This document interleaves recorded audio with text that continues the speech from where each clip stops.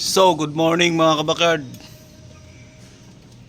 Iano ko pala sa inyo mga kabakard yung aking wallet. May nakita na akong itlog mga kabakard. Magsi 6 months pa lang siya ngayong May 30 kasi born November 30 ito eh. Sa mga hindi pa pala nakasubscribe dyan mga kabakard, please subscribe my YouTube channel mga kabakard. Sa mga nakasubscribe na sa akin, maraming salamat sa inyo mga kabakard. Tara! Let's go.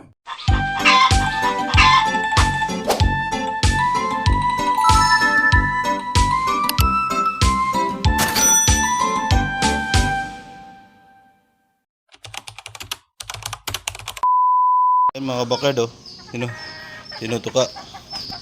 Ito kasi kakak na ng kakak, baka ito yung nag-itlog mga kabakard eh.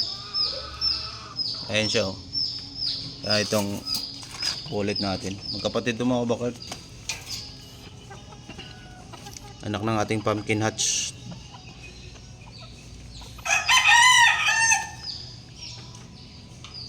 Yung isa hindi. Black mackerel yan mga kabakard. Black mackerel. Ang kapatid pala nito yung ating stag. Ito yung bulik. Tsaka yung black mackerel. Ito may itlog na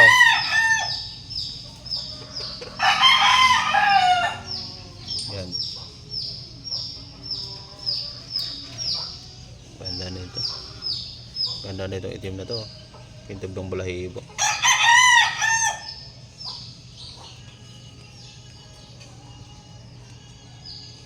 Kukunin na natin to mga kabakard. Baka tutukain pa nila to.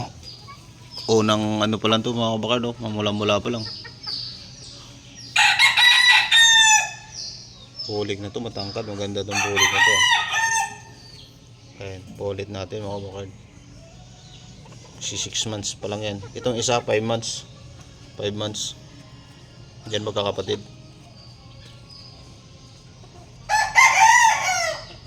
Ito pumpkin. May tahid din to mga kabakard. Paras may tahid eh. Nanay niya may tahid eh.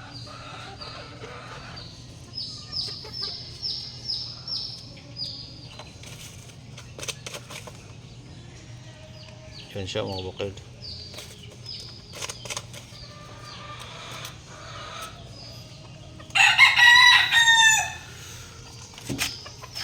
Wala pa tong similya mga kabakard. Ilaga ko lang muna to.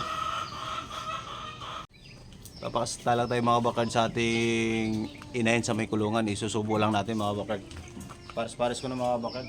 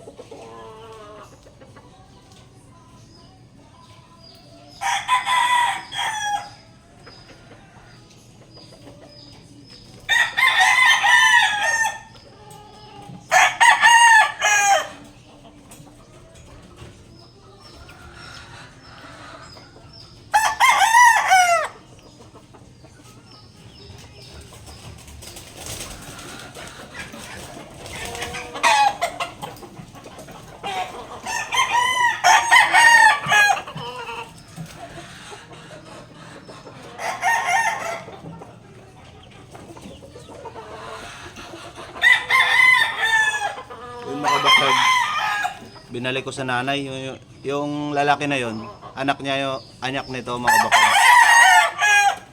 Binalik ko lang sa kanya para magano na straight comb. Balik sa nanay ito mga kabakard.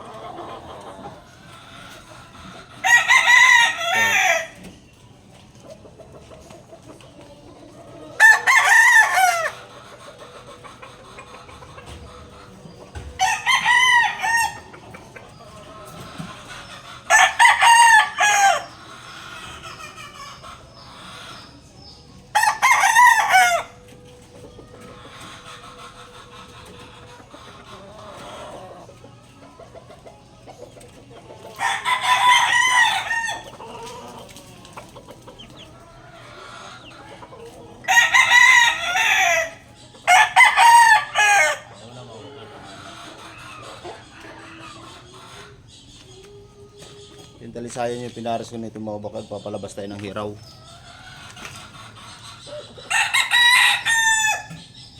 Kasi ang bilis na ano yung black macre na hiraw na nabenta ko, bilis na benta.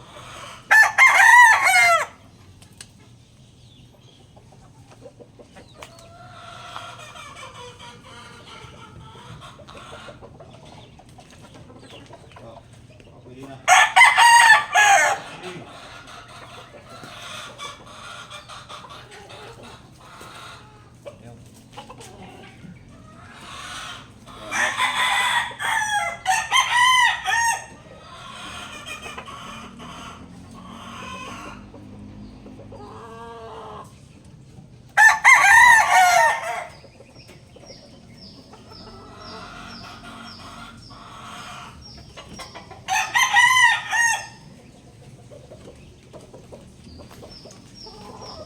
Maya-maya mga kabakal.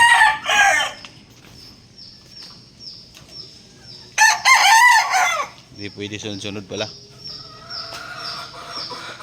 Maya-maya konti, mga 1 oras. Ginawa ko subo-subo na lang mga kabakal. Lagay ko lang sa kulugan. Tapos pag umitlog, inipin ko, lagay ko sa tray, sa igabit.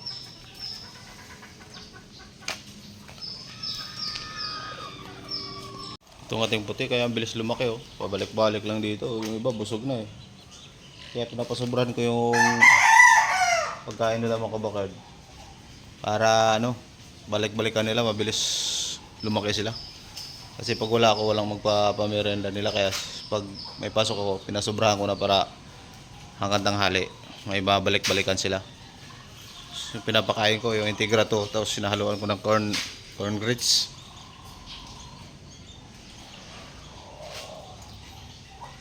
Kasi pag mga ganitong edad, pag ipupuro mo ng ano, lumalaki yung tuhod mga bakad, kailangan haluan natin ng ano, mais, corn grits, tsaka pampataba din yung ano, pampataba din yung mais mga kabakad. Ayun o, 2 months pa lang ngayon, 25 yan, ang laki na. Nandiyon na yung iba sa taas. Makain sila ng dahon dun mga bakal sa babaw eh. Ayan o. May dahon kasi dun. Ayan o. Kinakain nila yung dahon na yun. Maganda nga yun kasi yung mga palahibon nila di ano. Dati kasi nung unang ano ko dito, walang makakain dahon. Yung ano, yung likod na kinakain nila yung mga balibo sa likod, kinakalbo. Tapos pag ano, nasasarado, lalo na pag ano pa lang, bagong sibol, tapos kinakain ng ano, masasarado yung ano, hindi na tinutubuan, kaya pangit. Kaya yung una ko mga breeding dito, nung unang dating ko dito, wala, puro ano, kalbo yung likod, taas nabansot. Kasi wala pa tong harang dito mga bakard eh, hindi ko pa to naharangan, open lang to dito, open. Hindi ko pa ito na simento. Open lang. Kaya yung mga manok, kung anong pagkain ng malalaki, kumakain sila ng inerton kahit mga ano pa, kaya yun siguro nabansot. Yung una kong sisiw, halo-halo. Ginagawa ko ngayon, nilagyan ko lang ng partition. Para di talaga sila masusunod yung ano ng pagkain nila sa edad. Mababanso talaga pag hindi mo masunod yung ano eh, tamang pagkain.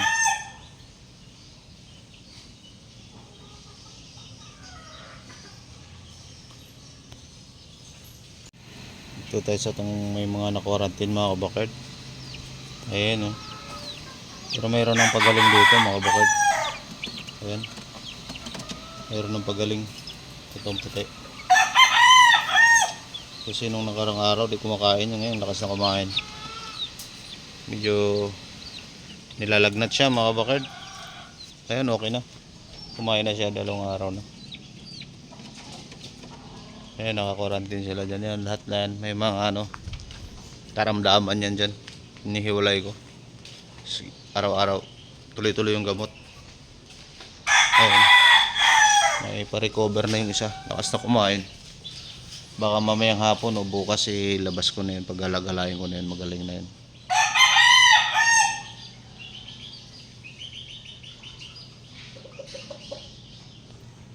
Saka hindi na namaga yung mukha niya.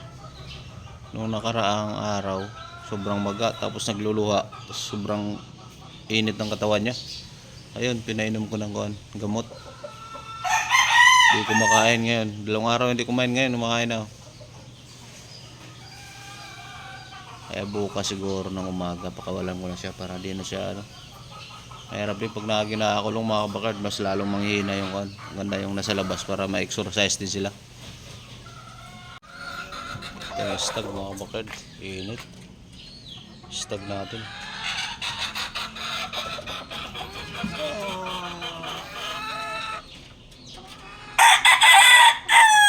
Naka-reserve na yan mga kabakard. Di pa lang nababayaran. Di pa pumunta dito si Seaman eh. Training kasi siya sa kwan.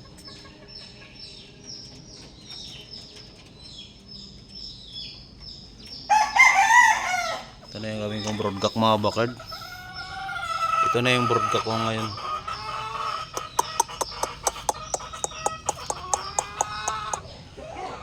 Kasi gustong bilhin, sabi ko di ko bibenta kasi nung sisiw pa kasi ito nabali yung pakpak na ito. 2 araw pa lang siya nabali yung pakpak kasi naapakan. Tapos gumaling naman pero ayaw ko lang ibenta kasi mapapahiya tayo sa ating gawin ko na lang siyang broadcock kasi sobrang tangkad din niya. Para niyo mga bakard. Kaya di ko na lang dito kahit hinihirita niya di ko kasi mapapaya tayo ngayon yung pakpak na ito eh.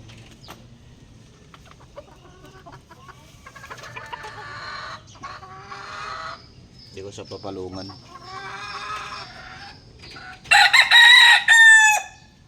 Yan.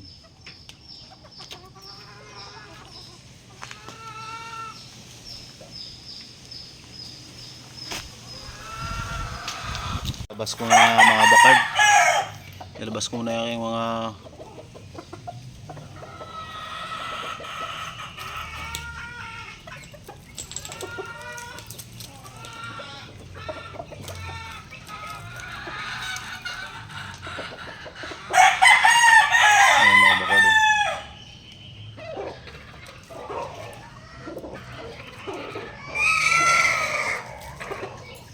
labas ko muna ang ating stag.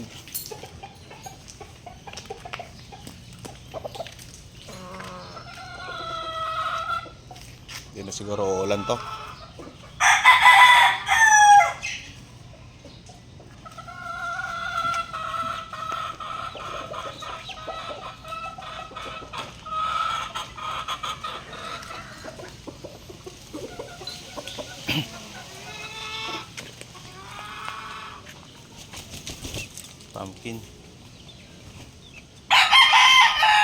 Pumpkin hatch yan mga bakar yung nanay nito hatch.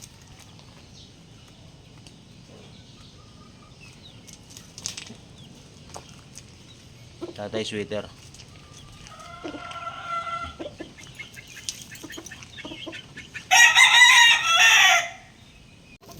So yun lang muna mga bakard.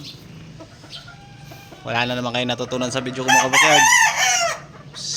Yung ko lang naman mga bakard, share ko lang sa inyo kung ano yung mga ginagawa ko mga bakard. Sa mga hindi pa pala nakasubscribe dyan, please subscribe my YouTube channel mga bakard. Sa mga nakasubscribe na sa akin mga bakard, maraming salamat sa inyo mga bakard. God bless.